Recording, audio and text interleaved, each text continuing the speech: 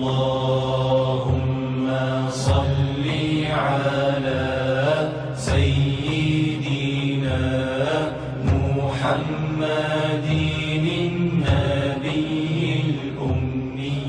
الحمد لله رب العالمين والصلاة والسلام على حبيبه سيد الأنبياء وأشرف المرسلين وعلى آله الطيبين الطاهرين وأصحابه الأكرمين الأفضلين وعلى من أحبهم وتبعهم بإحسان أجمعين إلى يوم الدين. أما بعد فأعوذ بالله من الشيطان الرجيم. بسم الله الرحمن الرحيم. الله يجتبي إليه من يشاء ويهدي إليه من ينيب. صدق الله العظيم. معزز علماء کرام، خطباء اعلام، حاضرین محترم، سامعین باتمکین، اللہ سبحانہ و تعالیٰ نے حضرت پیران پیر غوث اعظم دستگیر رضی اللہ تعالیٰ عنہ کو جماعت اولیاء میں امام اور مقتدا و پیشوا بنایا ہے، جن کی امامت اور پیشوائی کو اہل سنت و جماعت تو مانتے ہی ہیں، لیکن دیگر مکاتب فکر کے مقتداؤں اور پیشواؤں نے بھی آپ کے امام الاولیاء اور تاج الاصفیاء ہونے کی شہادت اور گواہی دی ہے۔ حافظ ابن کثیر جو دنیا غیر مقلدین میں معتبر اور مستند عالم اور امام مانے جاتے ہیں، انہوں نے بھی آپ کے بارے میں بڑی شان اور عظمت بیان کی ہے، اور یہاں تک کہا ہے کہ فقہ میں، حدیث میں، دیگر علوم میں، واضح و بیان میں آپ کو مہارت تامہ حاصل تھی، اور دیگر ائمہ کرام نے، محدثین اعلان نے آپ کی عظمتوں اور رفعتوں کا تذکرہ کیا۔ رجال کی کتابیں جن میں محدثین کے احوال ہمیں ملتے ہیں، فقہا کے احوال ہمیں ملتے ہیں، اگر ہم ان کتابوں کی طرف رخ کریں تو غوث پاک رضی اللہ عنہ کا اس میں بڑی شان و عظمت کے ساتھ تذکرہ اور بیان ملتا ہے۔ یعنی اہل سلسلہ جن کتابوں کو لکھے ہیں انہی میں بیان نہیں ہے، بلکہ انصاف پسند مورخین جو بھی گزرے ہیں، جنہوں نے علمی دنیا میں کام کرنے والوں کا تذکرہ کیا، حدیث، فقہ، تفسیر اور دیگر علوم میں، تو سرکار غوث پاک رضی اللہ تعالیٰ عنہ کو بھی نمایاں مہارت رکھنے والے اور عظیم خدمات کرنے والے بزرگوں میں ممتاز کر کے بیان فرمایا ہے۔ حضرت سیدنا غوث پاک رضی اللہ عنہ کی مبارک زندگی کے جس پہلو کو بھی ہم دیکھتے ہیں، نہایت تابناک اور درخشاں اور روشن اور منور نظر آتا ہے۔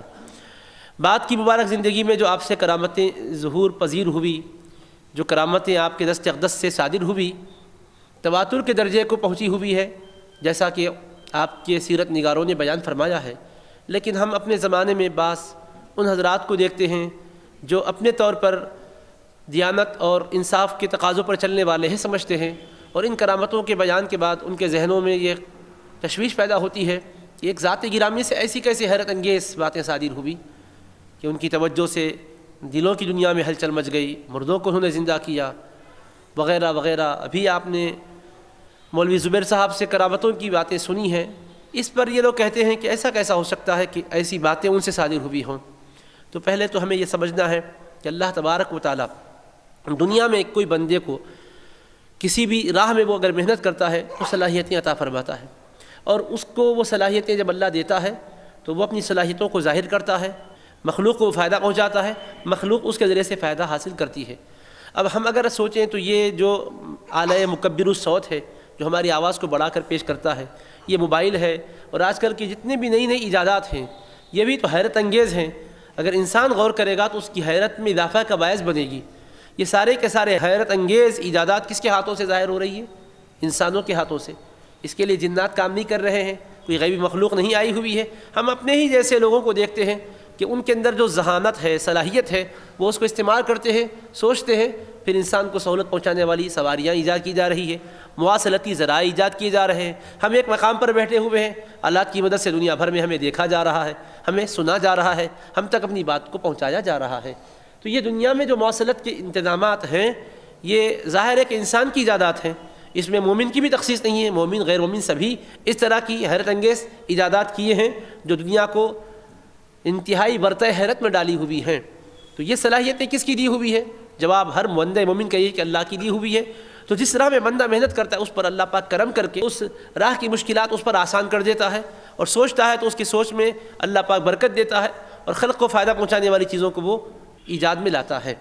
ان کا کام دنیا کے سامنے آتا ہے تو پتہ چلتا ہے کہ انسان یہ بھی کر سکتا ہے، یہ بھی کر سکتا ہے اور یہ بھی کر سکتا ہے۔ تو اب ایک بندہ جب عام اعتبار سے زندگی گزارے، جو اللہ کو ماننے والا بھی نہیں ہے، اللہ پاک کے احکام پر چلنے والا بھی نہیں ہے انسان، اللہ کی دی ہوئی عقل کو استعمال کرتا ہے، محنت کرتا ہے، جستجو کرتا ہے، تو اس کو اس میں راستہ ملتا ہے، مہارت حاصل ہوتی ہے، قوم کو فائدہ پہنچاتا ہے۔ یہ بات پر تو کوئی دلیل دینے کی ضرورت نہیں ہے، تجربہ ہے، مشاہدہ ہے۔ مشاہدے سے بڑھ کر یقین دلانے والی اور کیا چیز چاہیے۔ اب ہم دیکھیں گے غوث پاک کے ہاتھ سے اتنی کرامتیں جو ظاہر ہوئی، انتہائی حیرت میں ڈالنے والی ہے۔ ان کرامتوں کے پیچھے اللہ کا فضل و کرم ہے، لیکن ساتھ ساتھ ہم کو یہ بھی دیکھنا ہے کہ ان کی زندگی کیسی تھی۔ حضرت پیران پیر غوث اعظم رضی اللہ عنہ کی مبارک زندگی اور ان کے گھرانے کا پس منظر سمجھیں گے تو ہم کو یقیناً، اگر کوئی اور روایات آپ کی عظمت کے لیے نہ بھی ہوتی تو عقل سلیم ہی ہماری کہتی کہ دنیا کے دشمن جب محنت کرتے ہیں، ان کو اللہ صلاحیتیں دیتا ہے، حیرت انگیز کام ان کے ہاتھوں پہ ظاہر ہوتے ہیں، تو پھر ایسے پاکیزہ ہستیوں کے مبارک ہاتھوں پر اگر ایسے حیرت انگیز کام ہو جائیں تو انتہائی حیرت کی بات نہیں ہے، بلکہ یہ قانون فطرت سمجھ میں آتا ہے۔ یہ کون بولے گا؟ عقل سلیم رکھنے والا بولے گا۔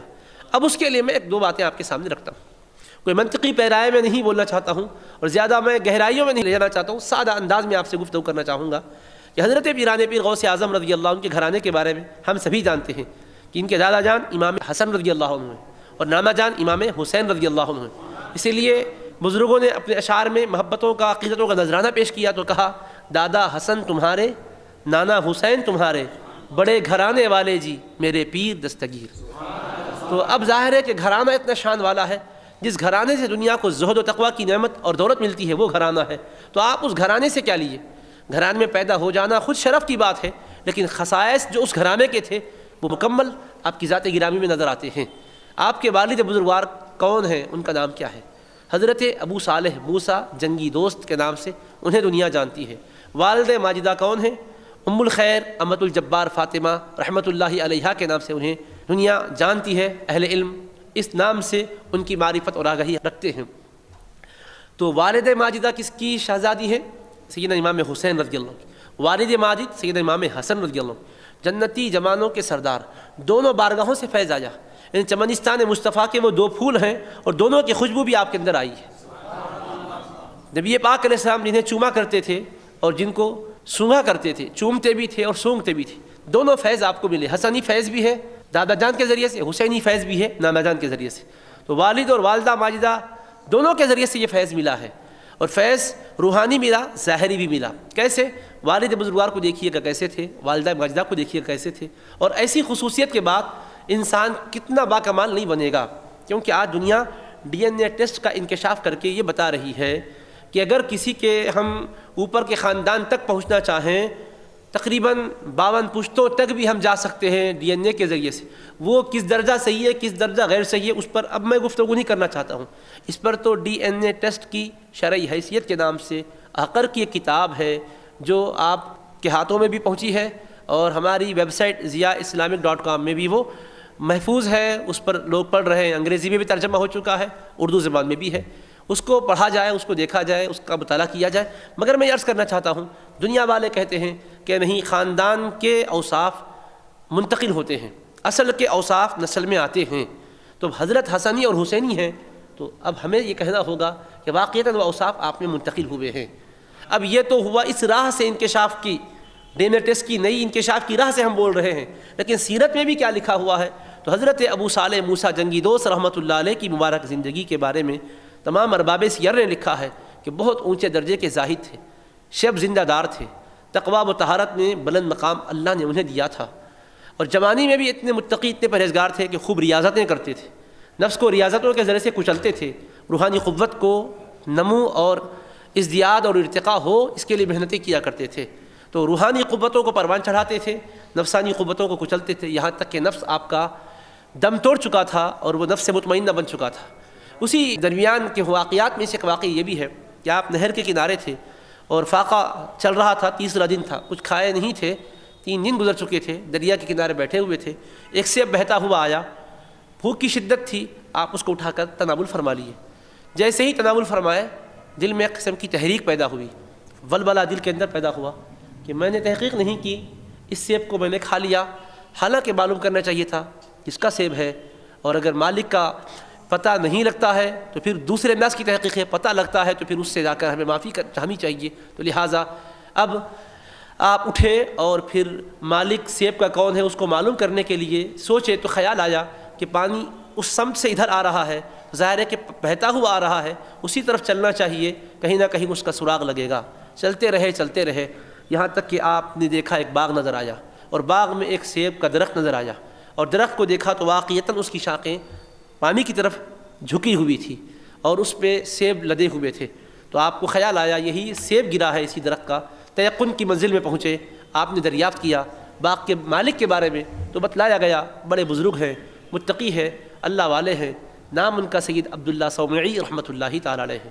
اور جیسا بھی آپ نے سنا وہ کس کی اولاد میں ہے؟ امام حسین رضی اللہ عنہ کی اولاد میں۔ تو حضرت سید عبداللہ صومعی رحمۃ اللہ علیہ کے پاس پہنچے اور سلام عرض کیا۔ اس کے بعد انہوں نے پوچھا کیسے آنا ہوا؟ تو آپ نے کہا کہ میں اپنے قصور کی معافی کے لیے آپ کی خدمت میں حاضر ہوا۔ کہا کون سا قصور آپ سے ہوا؟ میرا آپ کا کوئی معاملہ تو نہیں تھا کہ قصور کی بات ہو؟ تو کہا بات یہ ہے کہ میں دریا کے کنارے دور بیٹھا ہوا تھا، یہاں سے کافی فاصلے پر تھا، ایک سیب بہتا ہوا آیا، بھوک کی شدت تھی، تیسرا دن تھا فاقے سے چل رہا تھا، میں اٹھا کے کھا لیا۔ میرے دل میں آواز آئی کہ نہیں ایسا نہیں کرنا چاہیے، صاحب سیب سے جب تک اجازت نہیں ہوگی کیسے کھا سکتے ہیں، اس لیے میں پلٹ کر یہاں تک پہنچا ہوں اور آپ کا پتہ بتایا گیا، آپ مالک ہیں، آپ سے معافی کی درخواست کرتا ہوں۔ تو انہوں نے آپ کو دیکھا، وہ بھی صاحب نورانیت، صاحب بصیرت، صاحب حکمت، صاحب علم معرفت تھے۔ انہوں نے دیکھا کہ یہ معمولی شخصیت نہیں معلوم ہوتی ہے، یقیناً شریعت اعتبار سے گنجائش ہے، ایک عظیمت ہے شریعت میں، ایک رخصت ہے، رخصت کی وجہ سے ایسے پہلوؤں میں گنجائش نکل جاتی ہے، مگر یہ عظیمت کی راہ پر چلنے والا مسافر نظر آتا ہے، اس راہ کا راہی نظر آتا ہے۔ تو ان کے دل میں جو عشق اور ولولہ، محبت اور خشیت اور خوف کی کیفیت دیکھی تو کہا مزید اس کو نکھارنا چاہیے اور پروان چڑھانا چاہیے۔ تو کہا کہ دیکھو بابا، آپ نے جو غلطی کی ہے، اس غلطی کی معافی کے لیے ہم 2 شرطیں رکھتے ہیں، اگر انہیں آپ پوری کرو گے تب ہم آپ کو معاف کریں گے۔ تو کہا آپ جتنی شرطیں مقرر کرتے ہیں کیجئے گا، میں تو بس اپنے قصور کی معافی کے لیے ہر شرط کو پورا کرنے تیار ہوں۔ کہ تیار ہو تو پہلی شرط یہ ہے کہ 12 سال تک تمہیں ہمارے ساتھ رہنا ہوگا، باقی باغبانی کرنی ہوگی۔ 12 سال، سیب کتنا 2 درہم کا ہوگا، 1 درہم کا ہوگا، 4 درہم کا ہوگا، کتنی قیمت ہوگی؟ شرعی اعتبار سے آپ حجت کر سکتے تھے کہ حضور والا ایک سیب اسی درخت سے جو ٹوٹا تھا اور بہہ رہا تھا اس کو میں کھا گیا، اگر آپ فرماتے ہیں تو پورا باغ خرید لیتا ہوں، باغ جب خرید لوں گا تو وہ سیب بھی اسی میں آ جائے گا، اور پھر میں اللہ کی راہ میں وقف کر دیتا ہوں، قیمت لے لیجئے۔ نہیں کہا، اس لیے کہ ہم اپنے سے ان کو جو وہ نہیں چاہتے اس پر کیسے راضی کریں، وہ جو کہتے ہیں اس کو سننا ہوگا، قصور ہم نے کیا ہے، معافی کی جو شکل بھی سامنے والے پیش کریں گے اس کو پورا کرنا ہوگا۔ تو آپ نے کہا منظور ہے، 12 سال ہے، 12 دن کی بات نہیں ہے، گھنٹوں کی بات نہیں ہے، دن گزرنا، مہینے گزرنا، سال گزرنا، پھر 12 سال گزرنا۔ تو کہا ٹھیک ہے حضور، منظور ہے، آپ کی یہ خدمت ہم کریں گے۔ کہا اور ایک شرط بھی ہمیں آپ سے عرض کرنی ہے، کیا آپ اس کو بھی پورا کرو گے؟ کہا جی، آپ جو فرمائیں گے پورا کروں گا، کیونکہ میں قصوروار ہوں، میں نہیں چاہتا کہ میرا مالک مجھ سے کل محشر میں پوچھے، اس مواخذے کے خیال نے مجھے آپ تک لایا ہے۔ تو عرض کرنے پر انہوں نے فرمایا کہ دوسری شرط یہ ہے کہ ہماری ایک بیٹی ہے، 4 عیوب اس کے اندر ہے، وہ بیٹی سے ہم تمہاری شادی کرائیں گے، کیا تمہیں منظور ہے؟ 4 عیب ہے، ایک عیب رہا تو یا صرف چہرے میں کیا کیا نہیں ہو رہا، رشتے ناتے کے حوالے سے کتنی ہم میں بدعنوانیاں نہیں ہوتی ہے، امان والحفیظ کا 4 عیب ہے۔ ایک عیب یہ ہے کہ آنکھ سے اندھی ہے، دوسرا یہ کہ کان سے بہری ہے، تیسرا یہ کہ ہاتھ سے لنجی ہے، چوتھا یہ کہ پاؤں سے لنگڑی ہے۔ 4 عیوب کا یہ پیکر ہے، یہ عیب زدہ بچی سے تمہارا نکاح کرائیں گے، کیا یہ منظور ہے؟ یہاں 12 سال ایسے گزارنا، پھر پوری جوانی اور پوری زندگی ایسی لڑکی کے ساتھ وابستہ کرنے کی بات ہو رہی ہے کہ جو سنتی بھی نہیں اور دیکھتی بھی نہیں، ہاتھ سے بھی کچھ کر نہیں سکتی، پیر سے بھی چل نہیں سکتی، تو پھر کیا کتنا اس کے ساتھ خیال کرنا ہوگا۔ پھر بیوی بنانے کے بعد شرعی حقوق آ جاتے ہیں، اس کا خیال رکھنا، وہ اگر اس درجے میں ہے معذوریت کے تو ہر طرح سے سہارا دینا ہے، ایسا نہیں ہے کہ کونے میں ڈال کے چھوڑ دے کے چلے جانا ہے۔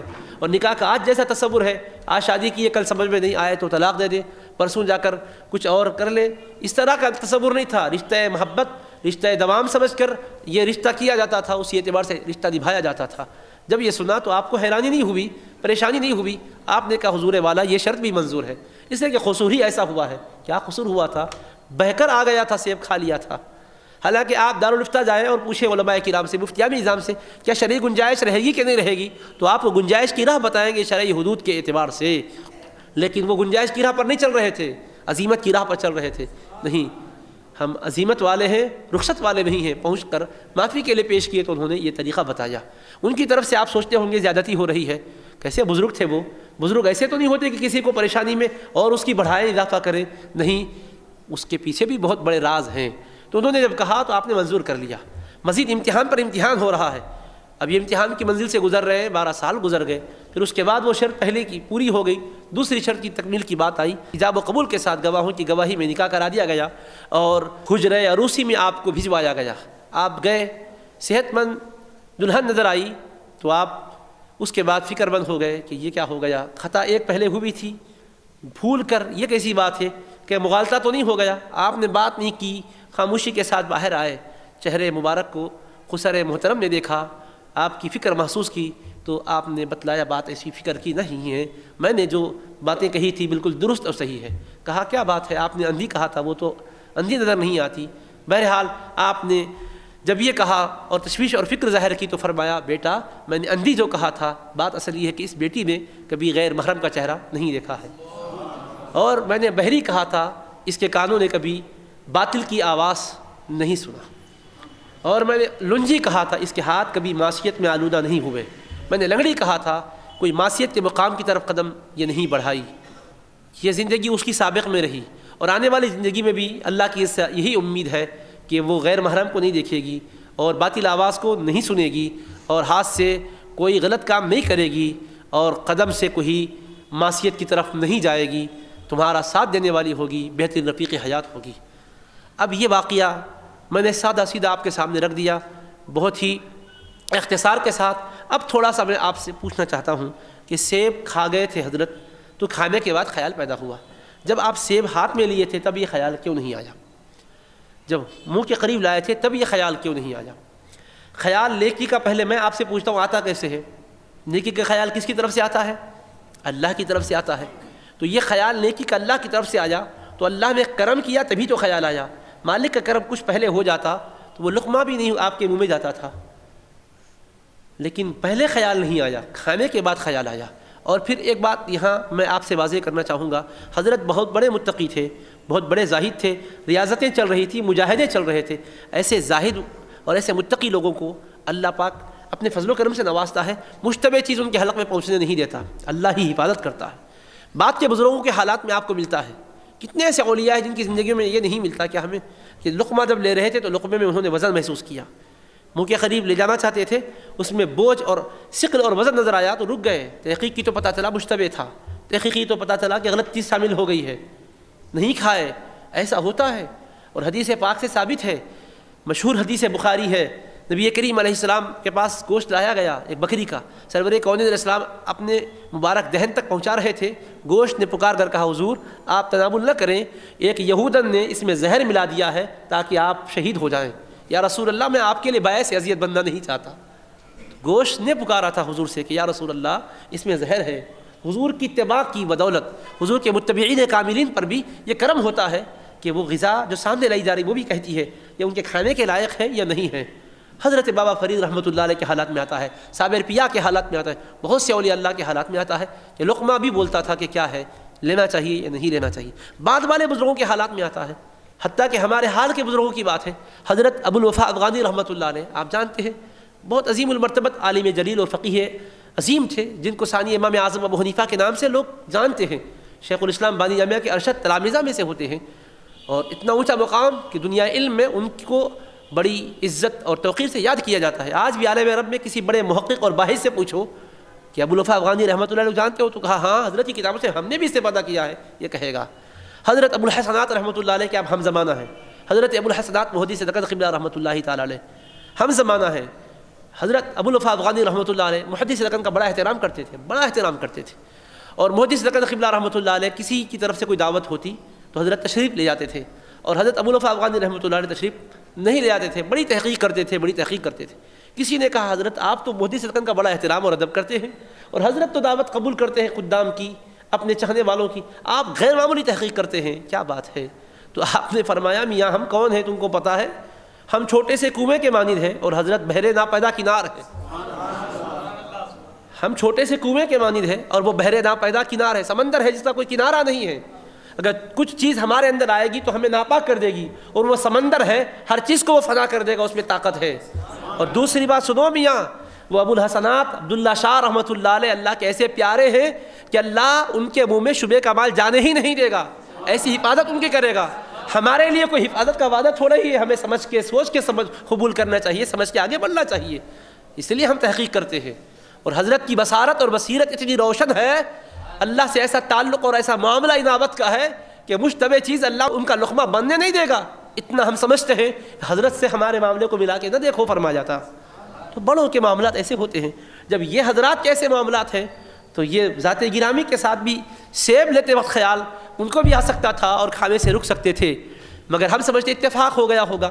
بھول تو انسان سے ہوتی ہے، حضرت آدم علیہ السلام بھول گئے تھے، درخت کا پھل آپ نے کھایا تھا، بھول گئے تھے، تو بھول تو ہے، بھول گئے ہوں گے، ہاں بے شک بھول ہے، لیکن اس بھول کو عام لوگوں کی بھول بھی نہ سمجھا جائے، بھول کے پیچھے بھی قدرت کے راز ہیں۔ حضرت آدم بھول گئے تھے، لیکن اس کے نتیجے میں برکات کیا ملے؟ جنت سے آپ کو زمین پر بھیجا گیا، اور بھیجا گیا تو آپ آئے تو کیا ہوا؟ زمین آباد ہوئی اللہ کے نیک بندوں سے، زمین آباد ہوئی ذاکرین سے۔ اسی دھرتی پر انبیاء آتے رہے، رسول آتے رہے، اور نبیوں کے سردار ختم نبوت کا تاج پہن کر تشریف لائے، جن کے آج آپ اور ہم امتی ہیں۔ تو بزرگوں کے معاملات بھی ہر طرح سے بہت شان والے ہوتے ہیں، ان کا ہر پہلو انتہائی عظمت اور رفعت والا ہوتا ہے۔ تو حضرت ابو صالح موسیٰ جنگی دوست جب وہ سیب تناول فرما رہے تھے تب بھی خیال آ سکتا تھا، خیال بعد میں لایا گیا، خیال بعد میں ڈالا گیا، اس لیے کہ اگر وہ نہیں کھاتے ہوتے تو جانے کا خیال نہیں آتا تھا، اور سیب میں تھا کیا اثر ہوگا کہ ایک دم حرکت دل کے اندر پیدا ہوئی، اور ایسی کیفیت پیدا ہوئی کہ قدم رکتے نہیں ہیں، الٹی سمت جدھر سے پانی آ رہا ہے چلتے جا رہے ہیں، چلتے جا رہے۔ بعض ارباب سیر نے تو کہا ایک دن چلتے رہے، دوسرا دن آیا وہ بھی چلتے رہے، 3 دن تک چلتے رہے، پھر کہیں باغ تک آپ پہنچے۔ بھئی تھوڑا سا چل کے دیکھ کر واپس بھی لوٹ سکتے تھے، مگر وہ سیب نے اثر کیا کہ نہیں، آپ کو وہاں پہنچنا ہے جہاں کا یہ سیب ہے۔ سیب بہہ کر کیا کیسے آتا ہے؟ آپ تو جانتے ہیں سیب کوئی تیرنے والی چیز تو نہیں ہے، پانی میں سیب ڈالو تو تیرتا تھوڑا ہی ہے، اتر جاتا ہے، مگر یہ کون سا سیب تھا ہوگا؟ بہتا ہوا آ رہا تھا۔ سوچئے گا ذرا، غور تو کیجئے گا، کوئی گھاس کا تنکا تو نہیں تھا، لیکن آیا اور آپ نے تناول کر لیا، اور اس نے آپ کو آمادہ کیا کہ چل پڑے، چلتے رہے چلتے رہے۔ جب وہاں پہنچے ان بزرگ نے آپ کو تاڑ لیا، بھانپ لیا، اور کہا کہ دونوں پورے کرنے ہوں گے۔ کہا منظور ہے، آپ کسی طرح سے اعتذار کر کے واپس بھی آ جا سکتے تھے، کہا نہیں، دونوں شرطیں ہم پوری کریں گے، اور پوری بھی کیے۔ نتیجے میں جس مقدس خاتون سے آپ کا نکاح ہوا، آپ بزرگ اور وہ بزرگ خاتون دونوں سے سرکار غوث پاک پیدا ہوئے، تو اللہ نے انتظام کیا۔ یہ واقعے کو اتفاقی نہ سمجھا جائے، انتظام قدرت اس میں نظر آ رہا ہے، انتخاب رب العالمین نظر آ رہا ہے۔ گویا کہ رب کی رحمت نے چاہا، اے ابو صالح موسیٰ جنگی دوست، تم نفس سے جنگ کرتے کرتے جنگی دوست کے نام سے مشہور ہو گئے، تم کو لوگ قیامت تک جنگی دوست سے بھی یاد کریں گے، لفظ بھولا نہیں جائے گا، اس لیے کہ تم نے نفس کے ساتھ ایسی جنگ کی ہے، آنے والوں کے لیے تم ایک مثال قائم کر چکے ہو۔ نفس کے ساتھ تم نے مجاہدہ کیا، ہماری خاطر نفس کو تم نے پگھلایا، نفس کو تم نے دبایا، تقاضوں کو تم نے اس کے کم سے کم کیا، یہاں تک کہ پورا تمہارے قابو میں آ گیا، باغ ڈور تمہارے ہاتھ میں رہی، طبیعت تمہاری روحانیت کے تابع ہو گئی، اتنی تم نے کیفیت پیدا کر لی، تو تمہارا حال یہ ہو گیا کہ تم متبع شریعت ہو کمال کے ساتھ۔ معصیت کا کوئی منظر تمہاری آنکھوں نے بھی نہیں دیکھا، تمہارے کانوں نے کوئی غلط معصیت کی بات نہیں سنی، ہاتھوں نے کوئی معصیت کا کام نہیں کیا، پیر کبھی غلط کام کی طرف چل کر نہیں گئے۔ ہم نے تمہاری جیسے حفاظت کی ہے، تم پاکیزہ ہو، اور ہمارا قانون ہے الطیبات للطیبین والطیبون للطیبات، پاک مردوں کے لیے پاک بیویاں ہوتی ہیں، پاک بیویوں کے لیے پاک مرد ہوتے ہیں۔ اے ابو صالح موسیٰ جنگی دوست، کون تم کو وہاں تک پہنچائے گا؟ سیب کو ہم نے وسیلہ بنا دیا، چل پڑو تم۔ عبداللہ صومعی امام حسین کے شہزادے انتظار میں ہے، ان کی ایسی بیٹی ہے کہ جو تم جیسی ہی ہے، اس کے کان نے بھی کبھی معصیت کی آواز نہیں سنی، اس کی زبان میں کبھی باطل لفظ نہیں کہا، اس کی آنکھوں نے کبھی غیر شرعی منظر نہیں دیکھا، اس کے ہاتھ کبھی معصیت میں آلودہ نہیں ہوئے، پیر کبھی غلط کام کی طرف نہیں گئے۔ ہم نے اس کے اعضاء پر ہمارے خوف کا پہرا بٹھا دیا تھا، حفاظت اس کی بھی کرتے رہے، حفاظت تمہاری بھی کرتے رہے، اس لیے کہ بہت بڑی عظیم ہستی کو لانا ہوتا ہے تو جن کے ذریعے سے لانا ہوتا ہے ان کی زندگیوں کو بچایا جاتا ہے، انہیں تقوی کی شاہراہ پر چلایا جاتا ہے، ان کے قلب و قالب کی حفاظت کی جاتی ہے، ان کے اعضاء و جوارح کو سنبھالا جاتا ہے، سنوارا اور نکھارا جاتا ہے، اس لیے کہ اب آنے والا چند لوگوں کا شیخ بن کر نہیں آئے گا، آنے والے زمانے کا امام بن کر آئے گا، ولیوں کا سردار بن کر آئے گا۔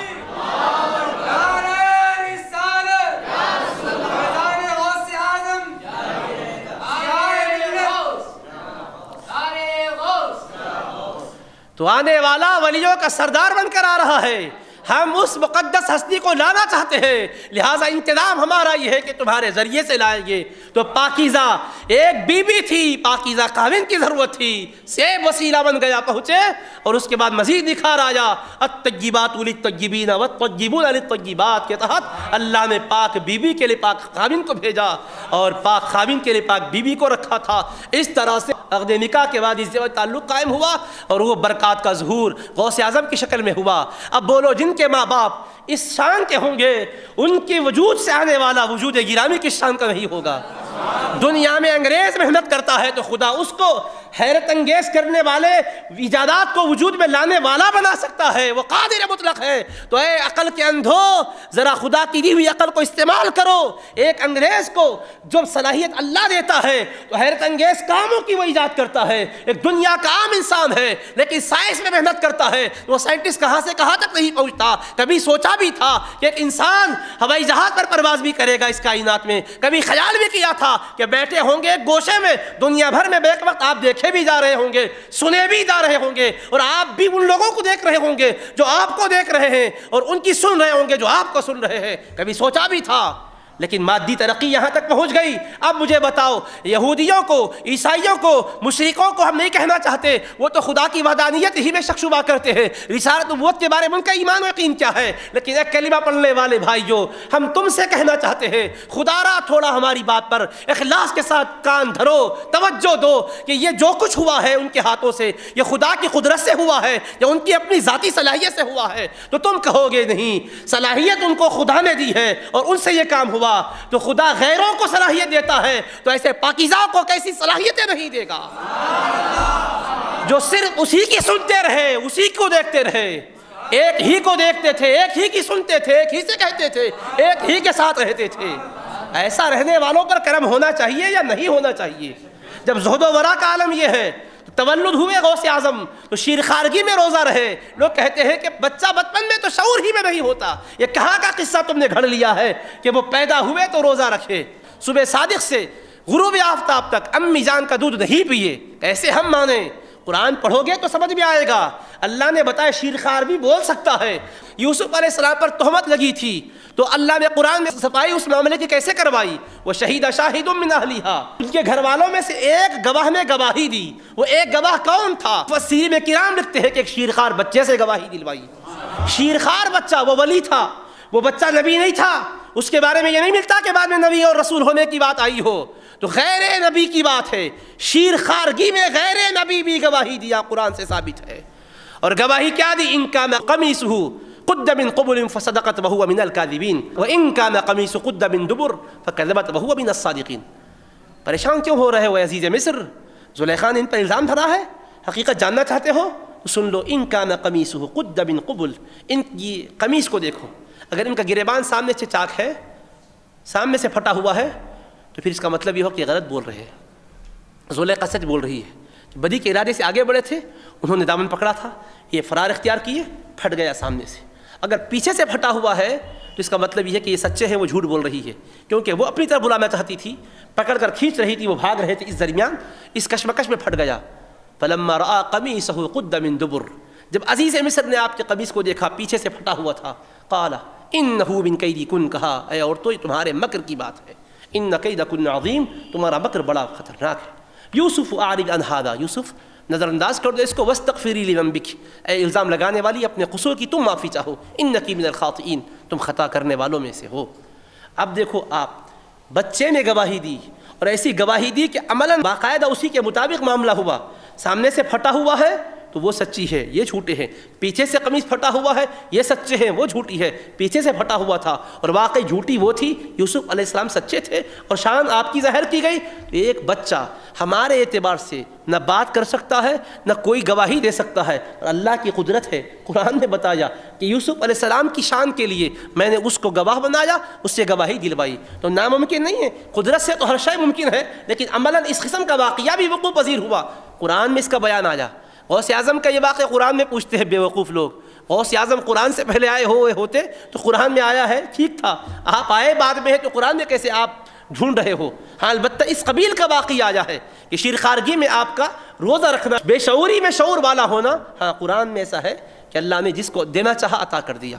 اور حضرت سیدنا عیسیٰ علیہ السلام کا سبھی جانتے ہیں کہ امی جان نے کہا تھا، جس وقت لوگوں نے کہا تھا کہ آپ کو کیا ہو گیا، آپ کے والد تو برے آدمی نہیں تھے، والدہ تو بدکارہ نہیں تھی، یہ صاحبزادہ کہاں سے آ گیا؟ فاشارت الیہ، آپ نے اشارہ کیا تھا، گہوارے میں جھولے میں تھے آپ، انہوں نے کہا تھا کیف نکلم من کان فی المہدی صبیا، ہم کیسے ان سے بات کریں جو جھولے میں ابھی بچے ہیں۔ جب یہ کہا تو حضرت عیسیٰ نے سن لیا، میرے امی جان کا اشارہ ہو گیا ہے، گو کہ پوچھیں گے یا نہیں پوچھیں گے میں انتظار نہیں کروں گا، ماں نے اشارہ کر دیا، مجھے کہنا چاہیے، بس کہنے لگے قال انی عبد اللہ، بے شک میں اللہ کا بندہ ہوں، آتانی الکتاب، اس نے مجھے کتاب دی ہے، وجعلنی نبیا، اور نبی بنایا، اور سب سے صیغے ماضی کے ہیں۔ اب کوئی عقل کا گھوڑا دوڑانے والا پوچھے ہاتھ میں کون سی کتاب تھی؟ تورات انجیل ہاتھ میں تھی کیا ان کے جس وقت فرما رہے تھے؟ ہاتھ میں تو کچھ نظر نہیں آ رہا تھا، گہوارے میں ہے، آتانی الکتاب فرمائے، قرآن نے وہی جملے کو نقل کیا اور سچے کلام میں آ چکا۔ مسلمان ہے تو مسلمان سچا ہوتا ہے، سچائی کو ماننے سے سچا بنتا ہے، لہٰذا ماننا پڑے گا، وہ کہ ہمیں نظر نہیں آیا مگر کہا اس نے کتاب دی، مجھے نبی بنایا، اور پھر اس کے بعد وَأَوْصَانِي بِالصَّلَاةِ وَالزَّكَاةِ مَا دُمْتُ حَيًّا، جب تک میں زندہ رہوں حکم دیا نماز پڑھتے رہنا، زکوٰۃ دیتے رہنا، وَبَرًّا بِوَالِدَتِي، ماں کا فرما بردار بنایا، وَلَمْ يَجْعَلْنِي جَبَّارًا شَقِيًّا، مجھے سخت مزاج نہیں بنایا، بد نصیب اور بدبخت نہیں بنایا، وَالسَّلَامُ عَلَيَّ یوم ولدت و یوم اموت و یوم ابعث حیا، جس دن میں پیدا ہوا سلامتی میرے مولا کی مجھ پر ہو، اور جس دن میں دنیا سے جاؤں گا اس دن، جس دن محشر میں اٹھایا جاؤں گا اس دن، ہر وقت میرے مولا کی سلامتی مجھ پر ہوتی رہے۔ تو بات کی تفصیل سے قرآن میں ذکر آیا، شیرخوارگی کی گفتگو کو اللہ نے بیان کیا۔ اگر آپ کے شیرخوارگی کے واقعے کو بیان کیا جائے تو آپ عیسیٰ علیہ السلام نہیں ہے معاذ اللہ، وہ تو پیغمبر ہیں، لیکن گہوارے میں بات کرنا اور بات کروانا اللہ کی قدرت ہے، بات کرنا اللہ جس کو چاہے کرم کر کے بات کروا لے، حیرت کی کیا بات ہے، خدا کی قدرت ہی کا جلوہ ہے۔ غوث اعظم خود اللہ کے ولی ہے تو آپ کی ساری صلاحیتیں خدا کی دین اور عطا ہے۔ تو یہ میں نے مثال عرض کی کہ ظاہری اعتبار سے ترقی کرنے والوں کی ایجادات کو مانتے ہو، روحانی اعتبار سے تصرفات و کرامات کے بارے میں شک شبہ کرتے ہو۔ سوچو زندگی کو دیکھو، اتنا پاکیزہ زندگی گزارنے والے، اگر کوئی سائنسداں ترقی کر جائے تو آپ کہیں گے محنت بھی تو ایسی ہے، ملنا بھی تو چاہیے تھا نصیلا، اتنے سال کے بعد یہ چیز سامنے آئی، تو آپ کیا بولیں گے؟ کتنے سال سے محنت چل رہی تھی ان کی، محنت کے بعد تو یہ ہاتھ سے ان کے کام ہونا ہی چاہیے تھا، ذرا ان کی بھی تو محنتوں کو دیکھو، ظاہری اعتبار سے اسباب ظاہری میں زہد و ورع کو دیکھو، تقوی کو دیکھو، کیسے پاکیزہ زندگی والے ماں باپ ہیں ان کے، اور پھر پیدا ہوئے آپ تو روزہ شروع ہو گیا، پھر اس کے بعد آگے کی زندگی دیکھو، زہد و ورع میں ڈوبی ہوئی زندگی، معصیت سے دور، گناہ سے بچے ہوئے، ہر برائی سے بچے ہوئے، اور زہد و ورع کا عالم، فقر و فاقہ کا عالم، غربت ہے، فاقہ ہے، تکلیف ہے، ہر تکلیف میں مولا کی طرف متوجہ، توجہ عنابت اللہ میں ہے، ترقی پر ترقی کیے جا رہے ہیں۔ اب اس کے بعد اگر اللہ کی عنایتیں آپ کے شامل حال ہوگی نہیں ہوگی؟ قرآن میں اللہ کا کیا وعدہ ہے؟ ان اکرمکم عند اللہ اتقاکم، ایک متقی تقوی والا ہوتا ہے تو اللہ کا کرم ہوتا ہے یا نہیں؟ پرہیزگار کے ساتھ کرم ہو تو آپ کیا بولیں گے؟ ارے ہونا بھی تو چاہیے نا اللہ کا کرم، کیونکہ پرہیزگار ہے۔ ایک بچہ اگر اول امتیازی سے آ جائے تو آپ بولیں گے محنت بھی ویسی تھی نا بیچارے کی، آپ کیوں چل رہے ہو؟ تو دنیا میں جو جس فیلڈ میں محنت کر رہا، حتیٰ کہ ہم دوسرے لوگوں کو بھی کہتے ہیں کہ بڑے بڑے مجمعے کو اگر وہ جمع کرتے ہیں، پبلک جمع ہوتی ہے تو بعض لوگ حیرت کرتے ہیں، ہم کہتے ہیں کہ دیکھو اللہ کا قاعدہ ہے جو جس طرح محنت کرے گا پبلک جمع ہوگی۔ ہم یہ نہیں کہتے کہ نہیں جمع ہونے والے پبلک نہیں ہے، کوئی جنات تھے ہوں گے، نہیں بولتے ہم کہتے ہیں کہ نظر آ رہا ہے مجمع ہے، پبلک آ رہی ہے اور آئے گی ضرور، چاہے کوئی مسلک کا ہو، کوئی مکتب کا ہو، جب محنت کرے گا پبلک پر اور ان کو بلائے گا اور فرداً ایک ایک کو توجہ دے گا تو ظاہر ہے کہ لوگ اس کے پیچھے آئیں گے۔ حق اور باطل ہونا ایک الگ بات ہے، لیکن ظاہری محنت کے اعتبار سے تو لوگ جائیں گے، اخلاقی اعتبار سے کچھ نہ کچھ لوگ مربت کا مظاہرہ کریں گے، تو محنت کے بعد تو نتیجہ آئے گا۔ تو آپ کی محنت کیسی ہے؟ اوپر سے چلی آ رہی محنت ہے، زہد و ورع والے گھرانے میں آئے ہیں تو زہد و ورع کے پیکر بن کر آئے، اور آپ کے خدام کہتے ہیں 40 سال زندگی کو آپ کی دیکھنے والے کہتے ہیں کہ ہم نے دیکھا کہ عشاء کے وضو سے فجر کی نماز پڑھ رہے ہیں، پوری رات عبادت و زہد میں گزر رہی. اب بولو جو بندہ اتنی ریاضت کرے، ایک رات اگر ہم جاگے تو دوسرے دن ہمارا حال کیا ہوتا ہے؟ ہم اپنی ڈیوٹی کرنے کے لائق نہیں رہتے. 2-3 رات ہمت کر کے جاگے تو اس کے بعد تو پھر ہمیں دواخانے کا رخ کرنا پڑتا ہے. ہمارے بدن کمزور ہے، ہم برداشت نہیں کر سکتے. اللہ رحمان و رحیم ہے، ہم پر طاقت سے زیادہ بوجھ بھی وہ نہیں ڈالتا ہے. لیکن حضرت کی محنت بھی تو دیکھیے، ریاضتیں دیکھیے. 1 دن 2 دن کی بات نہیں ہے. ہم یہی کہتے ہیں کہ بعد کے کرامتوں کو دیکھنے والوں ذرا پہلے والی زندگی کو بھی پلٹ کے دیکھو. اور اس کے بارے میں کسی کا کوئی اختلاف نہیں ہے. میں حوالے اتنے دیکھ چکا ہوں، کتابوں میں اتنے پڑھ چکا ہوں کہ اگر میں نام لیتا جاؤں گا تو کافی ایک لمبی لسٹ ہوگی. لیکن میں اجمالاً بولنا چاہتا ہوں کہ جتنے آج منکری نظر آتے ہیں، آپ کی روحانیت کے منکر، کرامت کے منکر، لیکن ان سے بھی پوچھو زہد و تقویٰ کے بارے میں کیا تمہیں کوئی شبہ ہے؟ کوئی آج تک میری نظر میں ایسی کتاب یا ایسا پامفلٹ نہیں گزرا عربی، فارسی، انگریزی کسی زبان میں، اور میرے علم میں بھی نہیں آیا یہ کوئی بھی فرقے والا ہوگا یہ کہا ہو کہ نہیں ان کا زہد کمزور تھا، یہ تقویٰ میں وہ پیچھے تھے، یا شریعت کی اتباع میں وہ کمزور تھے. کوئی اس پر گفتگو ہی کرنے کی ہمت نہیں کیا. تو اللہ پاک ایسا زہد و ورع آپ کو عطا کیا. بولنے والے ہر کوئی بولتے رہے کہ زاہدوں کے امام، صوفیوں کے سرتاج، صفائے قلب والوں کے آپ تاجدار. ساری عظمتیں، رفعت، تقویٰ اور زہد کی اللہ نے آپ کو دے رکھی ہے. ایسے زہد و ورع کے بعد رب کی رحمت کے دریا کو جوش آئے گا کہ نہیں آئے گا؟ اس کا اعلان بھی تو ہے، اللہ یختص برحمتہ من یشاء. اپنی رحمت سے اللہ جس کو چاہتا ہے خاص کر لیتا ہے. جب اللہ فرما رہا ہے خاص کرتا ہے تو پھر شک شبہ کرنا بولیے کیا کلمہ گو کو زیب دیتا ہے؟ مسلمانوں کو کیا شک کرنا چاہیے؟ سمجھ میں نہیں آئے تو اللہ سے دعا کرنی چاہیے، اے اللہ ہماری کم فہمی کو دور کر کے ہمارے فہم میں برکت عطا فرما. یہ نہیں کہ اعتراض کرنا چاہیے. اعتراض کا سلسلہ یہ کہاں پہنچائے گا؟ انکار قرآن لازم آئے گا. مسلمان قرآن کا انکار کرے گا کیا؟ مسلمان قرآن کی آیت کا انکار کرے گا؟ اللہ تبارک و تعالیٰ کی عطا اور دین ہے. فرما رہا اللہ یجتبی الیہ من یشاء، اللہ جن کو چاہتا ہے چن لیتا ہے. فرمایا چاہ کر اللہ چن لیتا ہے. جب چن لیتا ہے تو اللہ پاک ہر طرح سے کرم فرماتا ہے. تو سرکار غوث پاک رضی اللہ عنہ کی بات کی زندگی کے واقعات جو ہمیں انتہائی شان و رفعت والے ملتے ہیں، اس کے پیچھے سے جو سلسلہ چلا رہا اس سے ملائیے گا تو سمجھ میں آئے گا ان اکرمکم عند اللہ اتقاکم، کہ بے شک آیت کی تفسیر ہے سب سے بڑھ کر تم میں کا جو متقی ہے اللہ کے پاس سب سے بڑھ کر صاحب کرامت ہے. تو سب سے زیادہ کرامت آپ کی کیوں ظاہر ہوئی؟ اس لیے کہ سب سے زیادہ آپ تقوی والے ہوئے. تو سب سے زیادہ تقوی والے ہوں گے تو سب سے زیادہ کرامتیں والے بھی ہوں گے، سب سے زیادہ اللہ کے کرم کو پانے والے بھی ہوں گے، سب سے زیادہ شان و عظمت اور بزرگی والے بھی ہوں گے. اسی وجہ سے ہر لمحہ آپ سے نت نئے انداز کی کرامتیں ظاہر ہونے لگی، مخلوق کی حاجت روائیاں فرمانے لگے. اور اللہ پاک کا قرآن میں ارشاد ہے وَتَعَاوَنُوا عَلَى الْبِرِّ وَالتَّقْوَىٰ، بر اور تقوی کے کاموں میں تم ایک دوسرے کی مدد کرو. تو غوث اعظم اگر مدد کرے تو لوگ کہتے ہیں یہ کیسے مدد ہو جاتی ہے؟ بھائی قرآن کا حکم سب کے لیے ہے، جس کو جو صلاحیت ہے اس صلاحیت سے دوسروں کو کام آؤ نا. پیسے والا پیسے سے مدد کرے گا، علم والا علم سے مدد کرے گا، مشورہ دینے والا اپنی مشورہ دے کر مدد کرے گا. جس کی جو صلاحیت ہے مدد تو کرے گا. تو مدد کرو، اللہ کا حکم ہے. تو حکم خدا پر عمل کرنے والے مشرک کیسے ہوں گے؟ غوث اعظم سے مدد کے لیے رجوع ہونا یا ان کا مدد مخلوق کی کرنا آیت قرآنی کی تفسیر ہے. اتنی حدیث تو سارے مسلمانوں کو معلوم، واللہ فی عون العبد ما دام العبد فی عون اخیہ. اللہ بندے کی مدد میں ہوتا ہے جب تک بندہ اپنے بھائی کی مدد میں ہوتا ہے.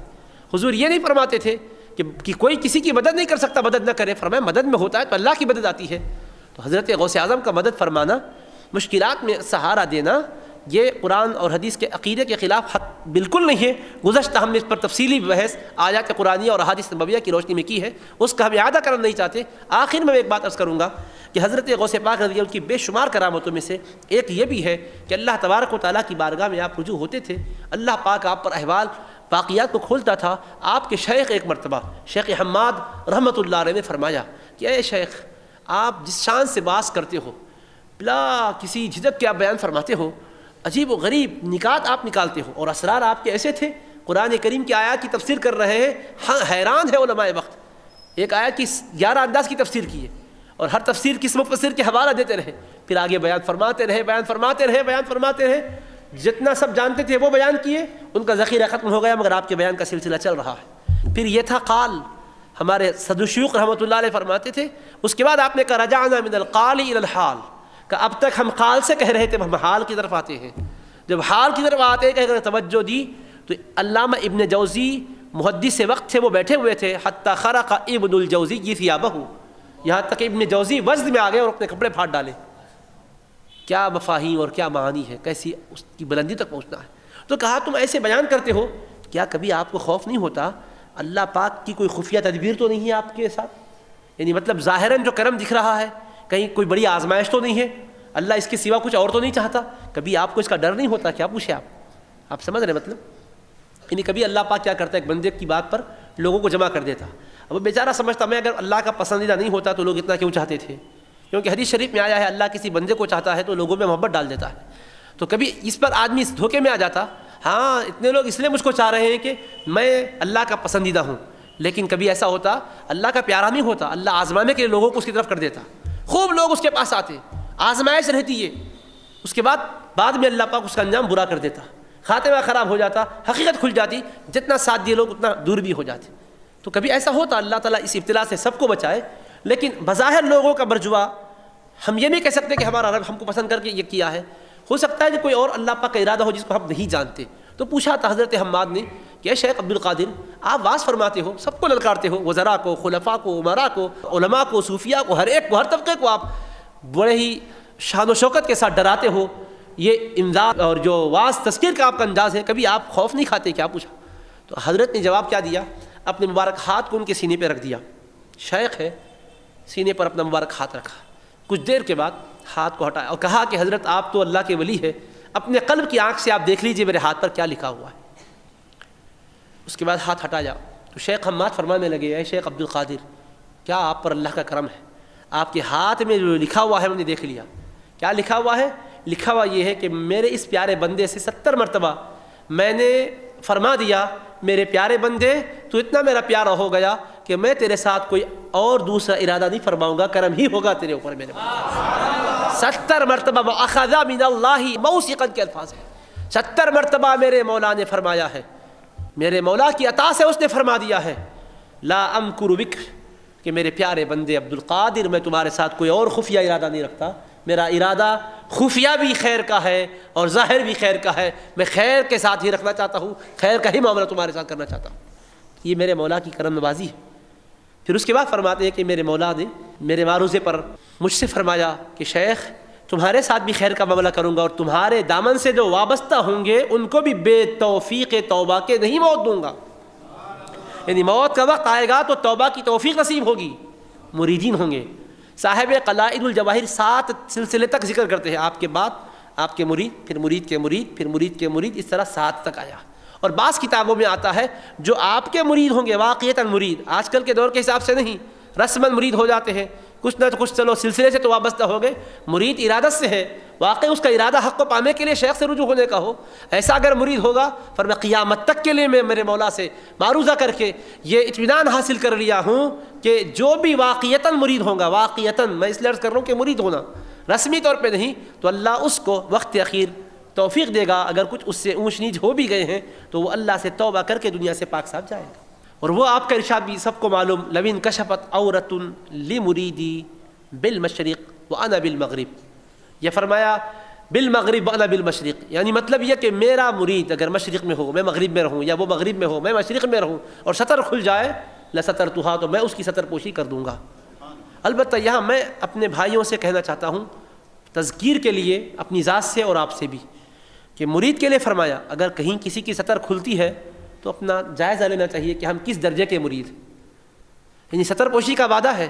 اگر کوئی میرا مرید شرق و غرب کا فاصلہ ہے اس سے اور میرے مابین، اور سطر کھل گئی تو ڈھانک دوں گا.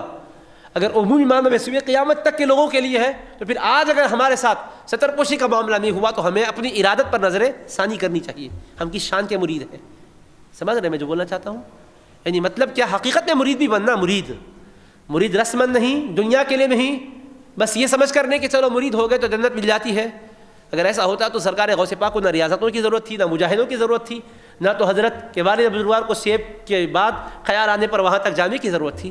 یہ تصور نہیں ہے. عیسائی مذہب ہے نا ہمارا، یہودی مذہب ہے کہ عیسیٰ علیہ السلام کے بارے میں ان کا کیا تصور ہے؟ ان کا تصور یہ ہے کہ عیسیٰ علیہ السلام چونکہ معاذ اللہ سولی پہ لٹکا دیے گئے، سب کفارہ جو چاہے کر لو، جنت میں بہرحال ہم جائیں گے ہی جائیں گے. سرکار غوث پاک کی تعلیمات یہ نہیں، آپ نے ڈرایا، خوف دلایا. کوئی ایسا آواز نہیں تھا کہ جس میں آپ لوگوں کے دلوں کو اللہ کے خوف سے معمور نہ کرتے تھے، ہوں گے ہمیشہ ڈراتے تھے. ایسی ایسی باتیں آپ نے فرمائی ہے کہ جس کو پڑھنے کے بعد ہمیں احساس ہوتا ہے کہ ہم کس درجے کے مسلمان ہیں. مسلمانی پر اپنے پھر غور کرنا پڑتا ہے. کلمہ پڑھے، کافر نہیں ہے، مومن ہے ضرور، لیکن کمال ایمان اور کمال اسلام جو حاصل کرنا چاہیے اس میں ہم کتنے پیچھے ہیں، احساس پیدا ہوتا ہے. تو اللہ پاک سے آپ کا ایسا معاملہ. تو یہ معاملات کو دیکھنے کے بعد شبہ جو پیدا ہوتا ہے اس کو میں نے صاف کرنے کے لیے پہلے والی زندگی آپ کے سامنے رکھی کہ ایسے زہد و ورا کی زندگی کے بعد مالک و مولا کا کرم ہوا ہے. تو بے شک عقل سلیم کہتی ہے کہ یقیناً اللہ کی عطاؤں کے اعتبار سے یقیناً یہی امید بندہ کرتا ہے کہ ایسا کرم ہونا ہے. برابر اللہ نے کرم کیا اور اللہ پاک کی عطاؤں سے اللہ پاک بتلا بھی دیا ہے کہ جس کو چاہتے ہیں ہم ممتاز فرما دیتے ہیں. بس اتنی بات ہم نے واضح کی. اللہ سے دعا کرتے ہیں کہ ارحم وسلم کے صدقے طفیل ہمارے دلوں میں پاکیزہ عقیدوں کو جاگزی فرما اور پیران پیر غوث اعظم دستگیر کی حقیقی نسبت ہمیں عطا فرما اور اے اللہ نسبت میں استحکام عطا فرما. ذکر و اذکار کی توفیق عطا فرما. ہمارے نفوس کا تزکیہ فرما. قلوب کا تجلیہ فرما. ارواح کو صفا کی نعمت اور دولت عطا فرما.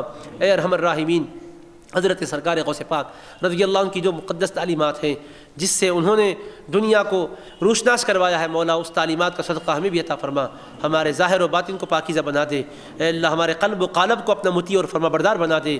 اے ارحم الراحمین تمام لطائف کو اے اللہ پاکیزہ بنا دے. مراقبات کا تکملہ فرما دے. اولیاء اور صلحاء کی راہوں پر چلنے کی ہمیں سعادت نصیب فرما. ہر پریشان حال کی پریشانی کو دور کر دے. بیمار کو صحت و شفا عطا فرما دے. بے روزگار کے رزق و روزی میں برکتیں اور وسعتیں عطا فرما. اسباب معیشت کو مہیا فرما دے. اے ارحم الراحمین کی بیٹیاں بے شادیوں کے بیٹھی ہوئی ہے، غیب سے ان کے لیے نیک رشتے عطا فرما. جن لڑکوں کے لیے رشتے مطلوب ہیں انہیں بہترین رفیق حیات عطا فرما. مقروضوں کو بار قرض سے سبکدوشی عطا فرما. اے اللہ جو طلباء پڑھ رہے ہیں ان کے علم میں عمل میں برکت عطا فرما. عمر اقبال میں ترقی عطا فرما. حوادث زمانہ سے محفوظ و مامون فرما. اے ارحم الراحمین جو علم دین کی خدمت کے حوالے سے تعاون کر رہے ہیں ان کے تعاون کو قبول فرما لے. برکت عطا فرما. مولا تیرے محبوب پاک کی نسبت، تیرے حبیب پاک کی نسبت، اولیاء کی نسبت سے جو بندگان خدا یہاں آتے ہیں مولا سب کی زندگی میں برکت عطا فرما. اے اللہ سب کی جائز مرادیں پوری فرما دے. اے اللہ اپنے فضل و کرم سے تارے مسلمانوں کو عزت و عظمت کی زندگی نصیب فرما. ایمان پر سلامتی کے ساتھ رکھ مولا. سلامتی ایمان کے ساتھ دنیا سے اٹھا. ہر فتنے سے دین و ایمان اور عقیدے کو، جان و مال کو، عزت و آبرو کو محفوظ و مامون فرما. تڑپنے پھڑکنے کی توفیق دے. دل مرتضیٰ سوز صدیق دے. قوت عشق سے ہر پست کو بالا کر دے. دہر میں اسم محمد سے اجالا کر دے. خدایا بحق بنی فاطمہ کہ برقول ایما کنی خاتمہ. اگر دعوتم رد کنی بر قبول منو دست دامان آل رسول. از تو فیل خواجگان نقش بند کار دنیا عاقبت محمود باد. قادری کر قادری رکھ قادریوں میں اٹھا. قدر عبد القادر قدرت نما کے واسطے. صلی اللہ تعالی علی خیر خلقہ سیدنا محمد وآلہ وصحبہ اجمعین. الحمد للہ رب العالمین. اللهم صل على سيدنا محمد